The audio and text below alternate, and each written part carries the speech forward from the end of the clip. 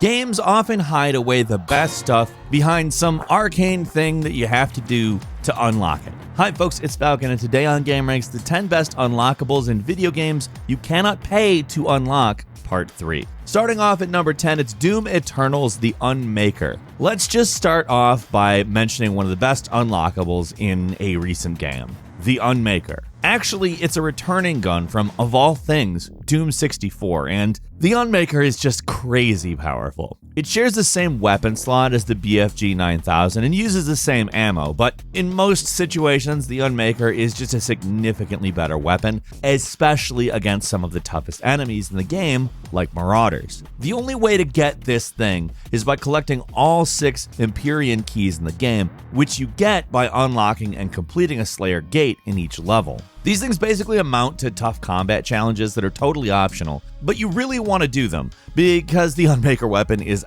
absolutely worth the trouble. Funny thing is, this gun was a secret unlockable in its first appearance in Doom 64 as well. It can only be found in secret levels and starts off pretty weak actually. In order to power up, you have to find these secret demon keys, but the Unmaker in Doom Eternal, it's awesome right from the start.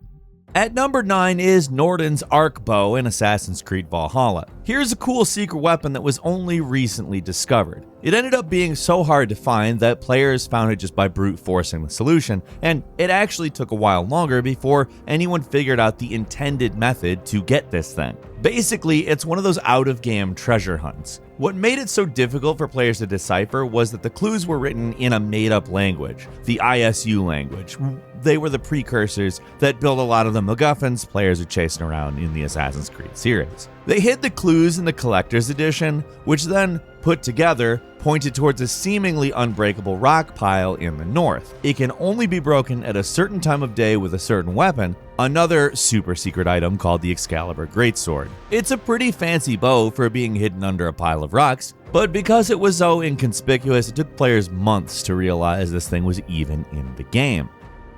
At number 8 is Fall in Super Mario World. Here is an absolute classic video game secret where you can change the season in Super Mario World for Super Nintendo. It's one of the strangest, probably most pointless things ever, but actually getting the season to change from standard spring to fall is pretty tough. Some stages in this game have secret exits that lead to a secret zone called Star Road. You'd think that'd be it, but you find a secret exit on a stage in Star Road and it'll take you to a second secret area called Special Zone. This is where some of the trickiest levels in the game are hidden, and if you manage to beat all of them, then you return to the overworld map and you'll notice the color palette has changed. Instead of bright greens in spring, the world has changed to oranges and browns of autumn. Some enemies look different as well, like the piranha plants that look like jack-o'-lanterns and the Koopa Troopas that look like they're wearing a Mario mask. Why the Halloween theme? I don't know. I have no idea, and I don't know that anybody actually does. But it is one of the all-time great secrets in gaming, and it's pretty weird for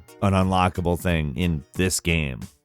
At number 7, Tony Hawk's Pro Skater 2 has SpiderMan in it. The Tony Hawk games are famous for their unlockable characters, but one of the all-time greats has to be Spider-Man in Tony Hawk's Pro Skater 2. It might seem like a totally random pairing, but it's not actually that unusual if you think about it. The developers of the Tony Hawk series at the time, Neversoft, also worked on the Spider-Man games for the PlayStation 1. To actually unlock the Web Slinger as a playable character, you have to get 100% completion in career mode with a created skater, or you could use a cheat as well. One of the coolest things about Spider-Man is they actually made some new animations for him so he feels genuinely unique. It's really a shame they weren't able to bring him back for the Tony Hawk Pro Skater 1 and 2 remake, but that game at least has some pretty good unlockables still, like Officer Dick, who is literally voiced by Jack Black.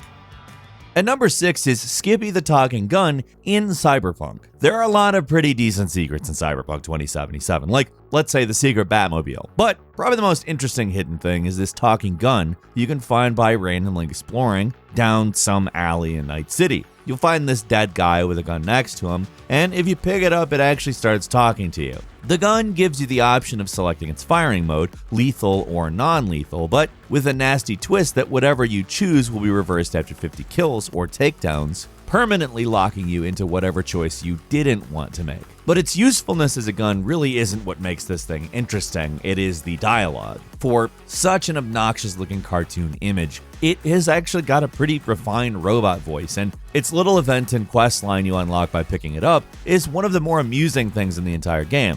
And remember, this isn't something you can easily pick up. It's not in a noteworthy location or someplace you'd likely come across. It is in a random alley on just a random mall area with nothing special nearby at all. It is so easy to miss unless you are looking for it, and the fact that it is as elaborate as it is, well, pretty impressive. At number 5 is Need for Speed 2's Tyrannosaurus unlock. Racing games really don't usually have out there unlocks. Usually they're pretty standard. Nothing crazy, but Need for Speed 2, come on, it's Need for Speed. Then it's don't care. Hey, let's throw a T-Rex in the game for some reason. Like, once again, it's not quite as crazy as it might sound at first. The game has a Jurassic Park-esque segment in one of its levels, so reusing a dinosaur prop in a different context makes sense. But this isn't like SpiderMan from Tony Hawk. They didn't exactly put a lot of effort into this thing. It's just a static model. It moves forward. It doesn't animate. And it's especially ridiculous because of how big it is. It dwarfs other racers on the track, and it takes up so much vertical space that it's constantly clipping through the scenery. But when it comes to ridiculous unlockables, the T-Rex is definitely one of the most memorable. At number 4 is God of War 2's COD of War. It is a goofy costume that you get for beating God of War 2 on any difficulty. The God of War series has always been a fairly serious one, but they weren't afraid to sneak in some less serious stuff in the original games. Probably one of the best is Kratos in a fish costume. They even replaced the blades of chaos with fish hooks, and it is so ridiculous looking. It actually does benefit you too, though, which is not something that you would expect, but you get double the return on any orbs you collect. They actually put this set into God of War from 2018 as a thing you can get in New Game Plus, but it's just repainted armor rather than a whole new costume, but still. At number 3 is Richter Mode in Castlevania Symphony of the Night, a classic one right here, the ability to play through Symphony of the Night as Richter Belmont rather than Alucard. All you have to do to play as this guy is start a new game and type in Richter as your character name, but only after you've beaten the game once. Oh yeah, forgot to mention that you have to beat the game first. He's got a totally different moveset from Alucard, and it's possible to do most of the moves he can do as a boss character here. His uppercut attack, for instance, is especially helpful. It allows you to pretty much get anywhere in the castle right from the start. Because there's no items to collect or experience to earn, Richter is a much more straightforward character to play as, and he can bum rush to the castle in just a fraction of the time it would normally take Alucard to get through it. For most of us in the US, it was the first time we ever got a chance to play as Richter, as it took years from the original release of this game for them to finally bring over Rondo of Blood to Western audiences. And yeah, we know about Dracula X, but that game does not count.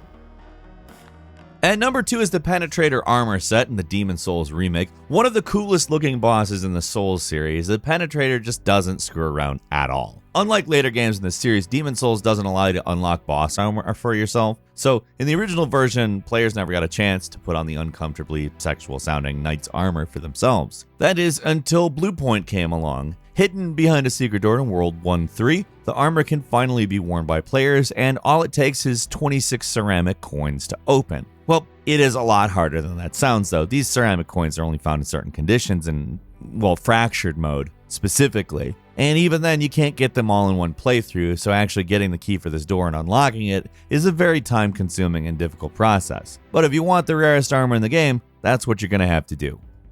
And finally, at number 1, Fred Durst in Smackdown Just Bring It. This is probably one of the best and worst unlockables all time. You remember Fred Durst from Limp Bizkit? Like, Rollin', Rollin', Rollin', Limp Bizkit? If not, we don't blame you, but at a certain point in time, this guy and his band were at the top of the world. Going big time might have gone to his head just a little, though, because one of his requests to allow the developers to use his songs in the game was that he wanted to be an unlockable character, at least allegedly. And that's what brought us this. Fred Durst is a playable character in Smackdown Just Bring It for the PS2. It's not an easy feat to unlock him either. You have to win 15 fights in the Slobber Knocker mode as the Undertaker to get him, which honestly isn't worth the effort. But there you go. This one's so goofy and dumb, it just comes back around to being great. Like, for being one of the biggest acts of all-time real-life vanity in a video game, it deserves a mention here. That's all for today. Leave us a comment. Let us know what you think. If you like this video, click like. If you're not subscribed, now's a great time to do so. We upload brand new videos every day of the week. Best way to see them first is, of course, a subscription, so click subscribe.